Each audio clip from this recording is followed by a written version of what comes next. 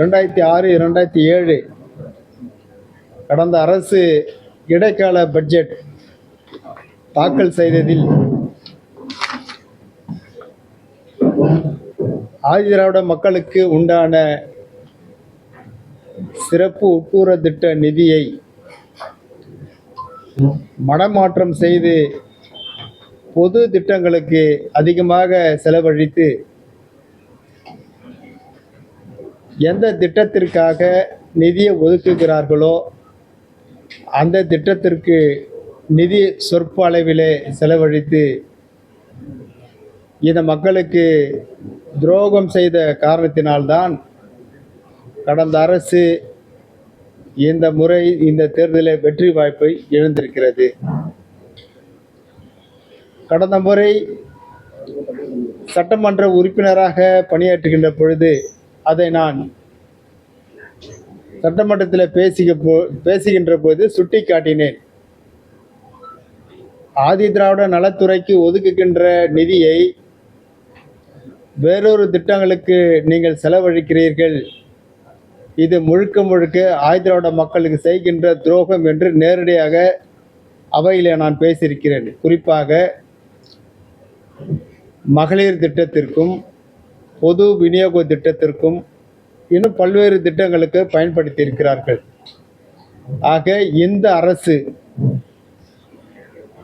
கடந்த அரசை போல் இல்லாமல் இன்றைக்கு புதிதாக பொறுப்பேற்றிருக்கின்ற தவேக அரசு குறிப்பாக தாழ்த்தப்பட்ட மக்களுடைய வாக்குகளை பெருமளவில் பெற்று ஆட்சி அமைந்திருக்கின்ற இந்த அரசு இந்த மக்களுக்கு உண்டான ஒதுக்குகின்ற நிதியை முழுமையாக இந்த திட்டத்திற்கு ஆதிதிராவிட நல திட்டத்திற்கு செலவழிக்க வேண்டும் என்றுதான் எங்களுடைய கோரிக்கையாக இங்கே நாங்கள் முன்வைக்கின்றோம். அதற்கு எப்படியெல்லாம் செயல்படுத்த வேண்டும் என்று ஒரு முன்னோட்டமாக எப்படி அரசு ஒரு நிதிநிலை அறிக்கையை வெளியிடுகின்றதோ அதே போல் ஒரு சில பாட்டாளி மக்கள் கட்சி கூட விவசாயத்துறைக்கு மட்டும் ஒரு நிழல் நிதிநிலை அறிக்கையை தொடர்ச்சியாக அவர்கள் வழங்கி கொண்டு வருகிறார்கள். புரட்சி பாரதம் இயக்கமும் கடந்த 3 ஆண்டுகளாக நிழல் நிதிநிலை அறிக்கை, அதாவது SC/ST மக்களுக்கு ஆதிதிராவிட மக்களுக்கு மட்டும் நிழல் நிதிநிலை அறிக்கை வெளியிட்டிருந்தோம். கடந்த 2 வருடமாக அது பல்வேறு வேலை காரணமாக அது நின்றுவிட்டது. ஆக இந்த முறை இந்த நிழல் நிதிநிலை அறிக்கையை நாங்கள் சமர்ப்பிக்கிறோம். இதை பின்பற்றி இந்த அரசு செயல்படுத்தினால் இந்த மக்களுக்கு செய்ய வேண்டிய அத்தனை நல் உதவிகளையும் கண்டிப்பாக அவர்களுடைய வாழ்க்கையிலே கொஞ்சமாவது அவர்கள் முன்னேறுவதற்கான வழிவகைகளை நாங்கள் செய்திருக்கின்றோம். கடந்த அரசு ஒரு 50% செலவழித்திருந்தால் கூட இந்த மக்கள் கொஞ்சமாவது வாழ்க்கையிலே முன்னேற்றம் கண்டிருப்பார்கள். ஆனால் கிட்டத்தட்ட 80% செலவழிக்காமல் பொது திட்டத்திற்கு செலவழித்து இதை மக்களுக்கு துரோகம் இழைத்தது. ஆகவே புதிய அரசு நாங்கள் கொடுக்கின்ற இந்த நிழல் நிதிநிலை அறிக்கையை போல் அவர்கள் இந்த நிதிநிலை அறிக்கையிலே அவர்கள் கொடுத்தால் கண்டிப்பாக இந்த மக்களுடைய முன்னேற்றத்திற்கு வழிவகுக்கும் என்று இந்த நிழல் நிதிநிலை அறிக்கையை நாங்கள் இன்றைக்கு உங்கள் முன்பாக கொடுக்கின்றோம். புதிய அரசிடம் நாங்கள் எதிர்பார்க்க வேண்டியதும் அல்லது நாங்கள் கோரிக்கை விடுவதும் தமிழ்நாட்டில் 4 மண்டலங்களில் ஆதிதிராவிட நலத்துறையின் கீழ் 4 வேளாண் கல்லூரிகள் மற்றும் 4 கால்நடை அறிவியல் கல்லூரிகள் பட்டியலின மக்களுக்கு வழங்கப்பட வேண்டும். அதே போல அயல்நாடு கல்வி நிலையங்கள் சென்று அதன் வழியாக கிடைக்கும் கல்வி அனுபவங்களை பட்டியலின பேராசிரியர்கள் பட்டியலின மாணவர்களின் வளர்ச்சிக்கு பயன்படுத்துவதற்கு மிகவும் பயனுள்ளதாக இருக்கும். அதே போல ஆதிதிராவிட மாணவர்களுக்கு தேர்வு கட்டணம், விண்ணப்ப கட்டணம் பதிவு கட்டணம் விலக்கு அளிக்கப்பட வேண்டும்.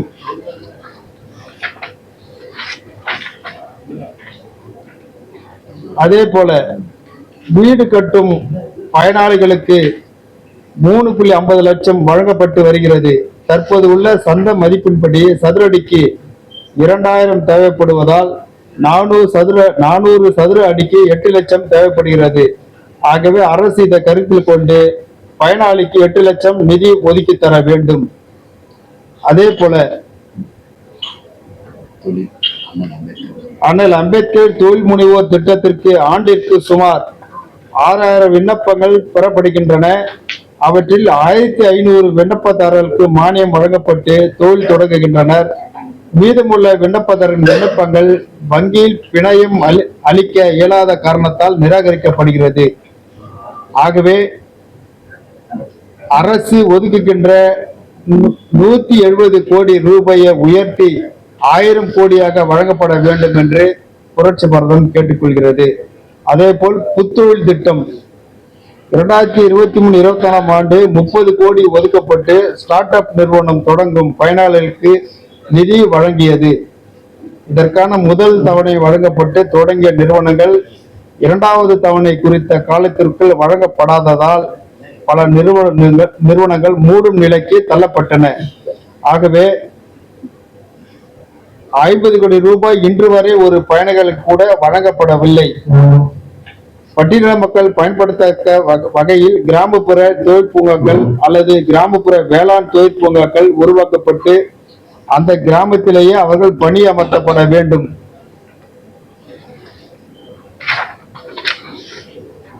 அதே போல ஆதி திராவிடர் மாணவர் நல விடுதிக்கான உணவு கட்டணம் பள்ளி மாணவர்களுக்கு 1400 ரூபாய், கல்லூரி மாணவர்களுக்கு 1500 ரூபாய் வழங்கப்பட்டு வருகிறது.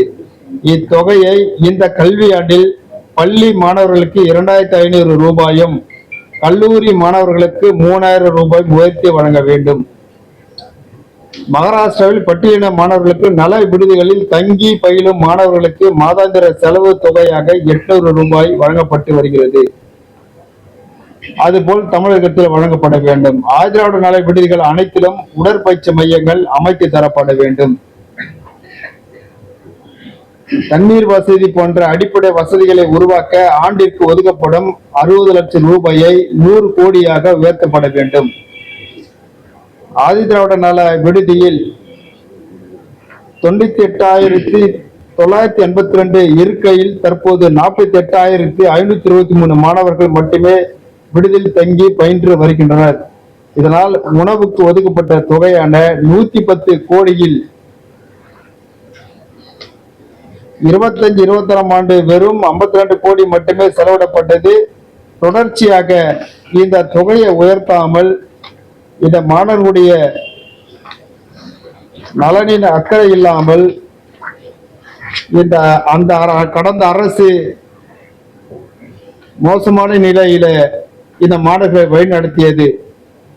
ஆகவே அந்த நிதியை உயர்த்தி தரப்பட வேண்டும் என்று கேட்டுக்கொள்வதோடு பட்டியலின பழங்குடியின மக்களுக்கு இலவச வீட்டுமனை பட்டா வழங்கும் திட்டத்தின் கீழ் ஆண்டிற்கு 6 கோடி ஒதுக்கப்பட்டு 1300 பேர் இலவச வீட்டுமனை பட்டா வழங்கப்பட்டு வருகிறது.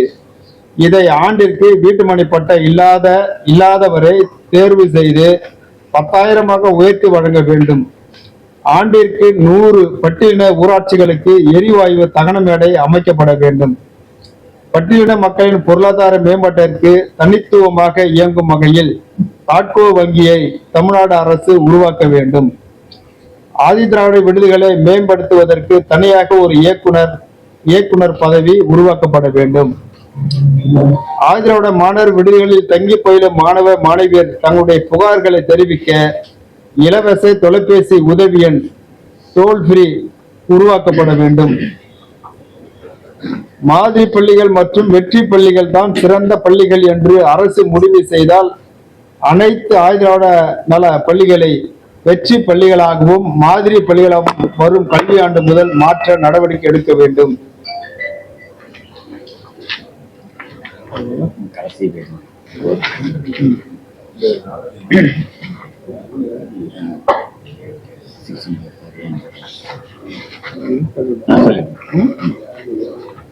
இருபத்தஞ்சாம் ஆண்டிற்குனா ஆதிதிராவிடர் மற்றும் பழங்குடியின வளர்ச்சி மேம்பாட்டு திட்டத்தின் கீழ் ஒதுக்கப்பட்ட நிதியில் 9 திட்டத்தில் 2564 கோடி ஒதுக்கீடு செய்யப்பட்டது. இதில் 1099 கோடி மட்டுமே செலவிடப்பட்டது. 1465 கோடி செலவிடப்படவில்லை. இதை தொடர்ச்சியாக கடந்த அரசு இது ஒவ்வொரு வருடமும் செய்து கொண்டுதான் இருந்தது. ஆகவே அதையெல்லாம் நிவர்த்தி செய்து உயர்த்தி வழங்க வேண்டும் என்று கேட்டுக்கொள்கின்றோம். கடைசியாக காங்கிரஸ் பாஜக ஆளும் மாநிலங்களில் நடைமுறைப்படுத்தியுள்ள SC/ST பிரிவினருக்கான பதவி உயர்வில் இடஒதுக்கீடு வழங்கும் அரசமைப்பு சட்ட பிரிவு 16(4)A தமிழ்நாட்டில் நடைமுறைப்படுத்திட வேண்டும். SC/ST பிரிவினருக்கான 10,402 பின்னடைவு காலி பணியிடங்கள் நிரப்பப்படும் என்ற தமிழ்நாடு அரசின் அரசாணையை இந்த புதிய அரசாவது நிறைவேற்ற வேண்டும் என்று புரட்சி பாரதம் கேட்டுக்கொள்கிறது. SC/ST மக்கள் பெருமளவு அரசு வேலைவாய்ப்பு பெற்று வந்த தூய்மை பணி உள்ளிட்ட குரூப் D பணிகளை தனியார் நிறுவன ஒப்பந்த பணிகளாக மாற்றிவிட்டதை கைவிட்டு மீண்டும் அரசு பணிகளாக்கி பணியிடங்களை உருவாக்க வேண்டும் என்று புதிய அரசுக்கு நாங்கள் வேண்டுகோள் விடுக்கின்றோம். மாநில அளவிலான வேலைவாய்ப்பில் தமிழ்நாட்டில் 19% 18:1 இடஒதுக்கீடு அளிக்கப்பட்டு வருகிறது. 2011 மக்கள் தொகை கணக்கெடுப்பின்படி தமிழகத்தில் பட்டியலின மக்கள் 21% இருப்பதால் பட்டியலின மக்களுக்கு கல்வி மற்றும் வேலைவாய்ப்பில் வழங்கப்பெறும் இடஒதுக்கீட்டின் அளவை 18 21% உயர்த்தி வழங்க வேண்டும். தனியார் துறையில் வேலை பார்க்கும் SC/ST மக்களை பாதுகாக்கும் பொருட்டு தனியார் துறையில் வேலை மற்றும் பாதுகாப்பு சட்டம் இயற்றப்பட வேண்டும். தமிழக உயர்கல்வித்துறையின் அதிகாரத்திற்குட்பட்ட பல்கலைக்கழகங்களில் பட்டியலின பேராசிரியர்களுக்கு துணைவேந்தர் பதவி மற்றும் ஆட்சி மன்ற குழு உறுப்பினர் பதவி தொடர்ந்து மறுக்கப்பட்டு வருகிறது. ஆகையால் துணைவேந்தர் பதவியிலும் ஆட்சி மன்ற குழுவிலும் உறுப்பினர் பதவியிலும் இடஒதுக்கீடு முறையை கடைபிடிக்க வேண்டும். அரசு துறைகளில் பணிகளுக்கு ஒப்பந்த புள்ளி கோரும்போது பட்டியலின பழங்குடியினரை தொழில் முனைவராக பங்கேற்கும் பொருட்டு 5% முன்னுரிமை தருவதை உறுதிப்படுத்திட வேண்டும். 2023 ஆண்டு டெண்டர்களில் வெளிப்படைத்தன்மை சட்டத்தில் டெண்டர் டிரான்ஸ்பரன்சி ஆக்ட் திருத்தம் கொண்டு வரப்பட்டது. கடந்த ஆட்சியில் இச்சட்ட திருத்தத்தை பட்டியலின பழங்குடியினர் பங்கேற்கும் வகையில் எந்த துறையிலும் ஒப்பந்த ஆவணங்களில் 5% வழங்குவதற்கான எந்த நடைமுறையும் பின்பற்றப்படவில்லை. இதனால் பட்டியலின பழங்குடியினர் எவரும் ஒப்பந்த பணிகளில் பங்கேற்க முடியவில்லை. எனவே இந்த அரசு இனி வரும் காலங்களில் ஒப்பந்த பணிகள் கோரும்போது ஒப்பந்த ஆவணங்களில் 5% சலுகை குறித்து சேர்க்கப்பட்டு பட்டியலின பழங்குடியினருக்கு ஒப்பந்தங்கள் வழங்க நடவடிக்கை எடுக்க வேண்டும். தமிழ்நாட்டில் பஞ்சமி நிலங்களை மீட்டு பட்டியலின மக்களிடத்தில் ஒப்படைக்குமாறு அனைத்து சட்டமன்ற கூட்ட தொடரிலும் கோரிக்கை வைத்திருந்தேன். ஆனால் கடந்த ஆட்சியில் பஞ்சமி நிலங்களை மீட்பதற்கு எந்தவித நடவடிக்கையும் எடுக்கப்படவில்லை. தற்போதைய அரசு ஆட்சியில் பஞ்சமி நிலங்களை மீட்டு உடனே பட்டியலின மக்களிடத்தில் ஒப்படைக்குமாறு கேட்டுக்கொள்கிறோம். அதே போல மாநில கூட்டுறவு சங்கங்களின் கீழ் பதிவு செய்யப்பட்ட கூட்டுறவு சங்கங்கள் அந்தந்த மாநில சட்டமன்றம் இயற்றிய சட்ட விதிகளின்படி செயல்படுகின்றன. உதாரணமாக தமிழ்நாடு மாநில கூட்டுறவு சங்க தேர்தல் ஆணையம் கூட்டுறவு சங்கங்களின் நிர்வாக குழுக்களில் பட்டியலின பழங்குடியின வேட்பாளர்களுக்கு 18% இடஒதுக்கீட்டை கட்டாயமாக வழங்க வேண்டும் என்று நிர்ணயித்துள்ளது. இதை மாநிலத்தில் உள்ள பல கூட்டுறவு சங்கங்கள் பின்பற்றாமல் பட்டியலினத்தவருக்கு இடஒதுக்கீடு அளிப்பதை நிராகரித்து விடுகின்றனர். ஆகவே அரசு நிராகரிக்கும் கூட்டுறவு சங்கங்கள் மீது நடவடிக்கை எடுத்து பட்டியலின பழங்குடியினருக்கு இடஒதுக்கீடு வழங்குவதை உறுதி செய்ய வேண்டும். தமிழ்நாட்டில் ஆணவ கொலைகளை தனித்துவமாக கையாளும் ஒரு தனி சட்டம் இயற்ற வேண்டும் என்ற கோரிக்கை நீண்ட காலமாக இருந்து வருகிறது. இருப்பினும் இதுவரை ஆணவ கொலையை தடுக்கும் தடுப்பு சட்டம் ஹானூர் கில்லிங் ஆக்ட் என்ற பெயரில் தனித்துவமான எந்த சட்டத்தையும் மாநிலத்தில் இயற்றவில்லை.